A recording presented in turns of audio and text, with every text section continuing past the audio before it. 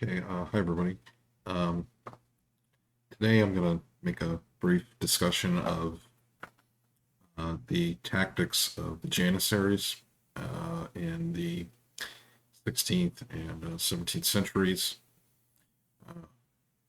Though my source that I'll be looking at today is from 1605. So, to put it into context,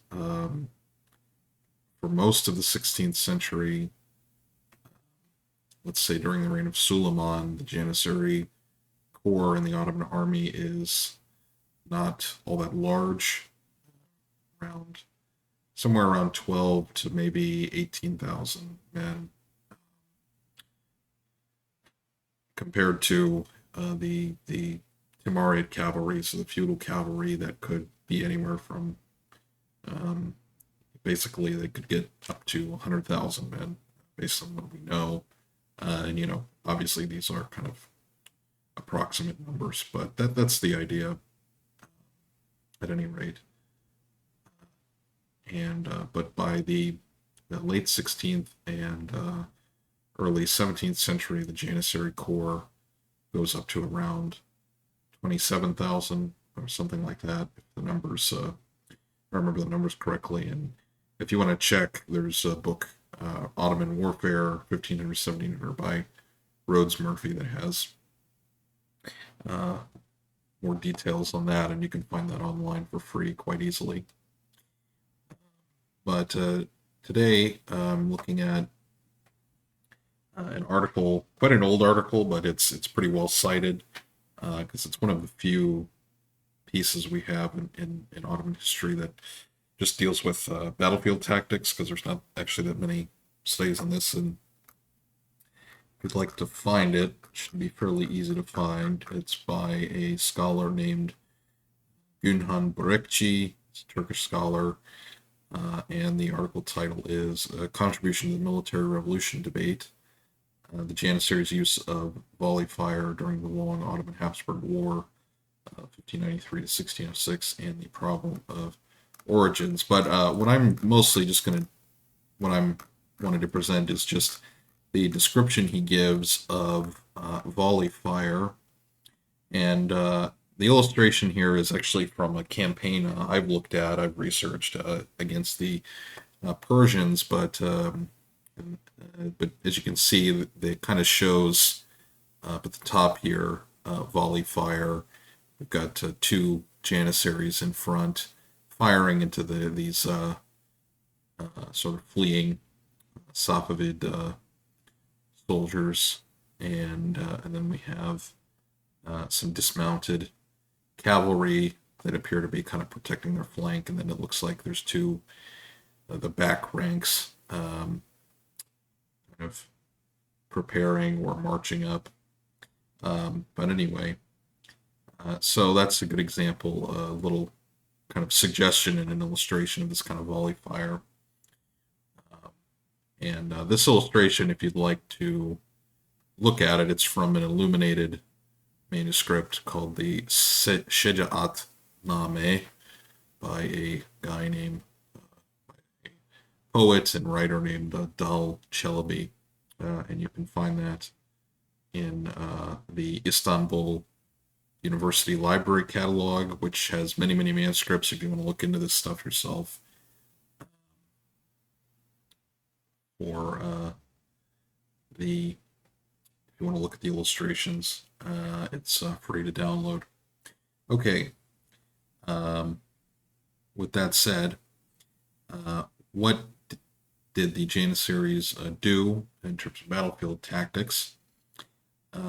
So, in the siege of Esztergom in 1605, we have a description. Börekçi tells us about this, the preparations, which I will now read from.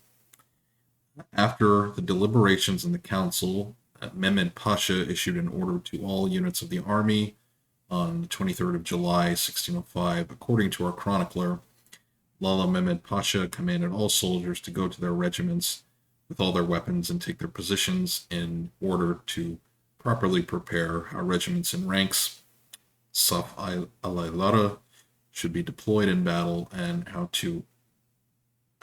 the order of march, the Yürüyüş Desi, should be executed in an attack against the enemy. The order further specified the need to make the soldiers know the rules of action when the right and left wings under the command of the governor generals and the governors move all together against the infidels. It also commanded a musketry drill. Let the infantry Janissaries, the Piade Janissary, drill so as to learn how to form ranks behind the cannons in a field battle, an alai chingi, and how to reload their muskets. Afterwards, let every regiment in ranks practice the actual order of engagement and battle. The final words of order reveal that Mehmed Pasha wanted to use psychological warfare, quotes, by making literally a show that would reveal Ottoman power to the enemy and encourage them to surrender without a bloody engagement. The last sentence reads, in this way, both the cavalry and the infantry soldiers will be known, and the enemy spies will take the warning.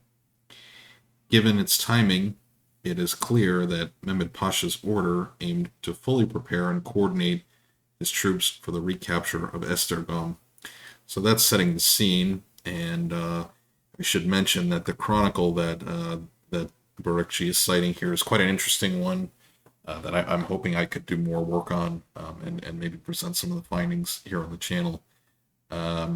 It was the author's name is Topçular. What's his name? Topçular Effendi. I forget his full name, but at any rate, he was a artillery clerk basically, so he knew the military quite well and knew the tactics, I think, fairly well based on the description here. Not all Ottoman chroniclers necessarily understood warfare. In fact, a lot of them tended to be kind of treasury officials or poets. They kind of went in a different direction with the way they wrote about, kind of battles or warfare. Not to say it's entirely bad for historical study, but just going to be a different kind of approach. Okay, so here is the point of what we have, the actual Janissary volley fire, and I'm quoting from the article.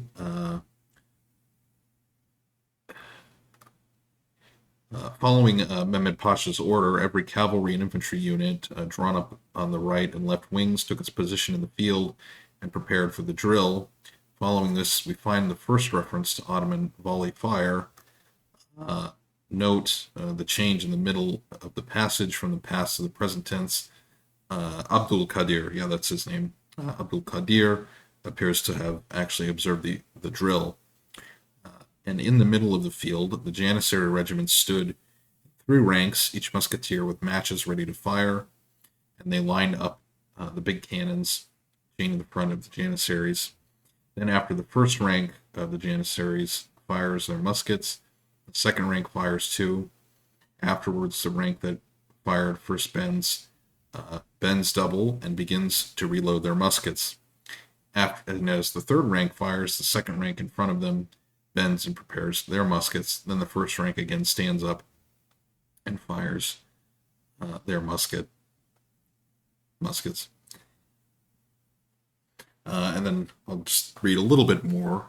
Abdul Kadir here unequivocally describes volley fire by the musketeer Janissaries. They line up in 3 ranks behind the cannons and take turns firing and reloading their arms. In order to prepare their muskets, they kneel following their turns. They seem to have adopted this drill not only to allow the back ranks to shoot, but also to take shelter while reloading their muskets under fire from the approaching enemy. It is certain that the muskets were matchlocks, the most popular firearms at the time, since Abdul Kadir says a match is ready, i.e. lit. Similarly, since the account mentions the first rank fired a second volley, it is evident that the rotation continued. And I'll continue a bit because this is also interesting. Unfortunately, continuing from the article, Unfortunately, Abdul Qadir's description is too brief to allow speculation on how many Janissaries stood in each rank, the total number of rotations by the three ranks, who commanded them, etc. Yet it reveals that the Janissaries used this tactic without making a major change to their traditional battle formation. They had previously fought in ranks, and the Ottomans always placed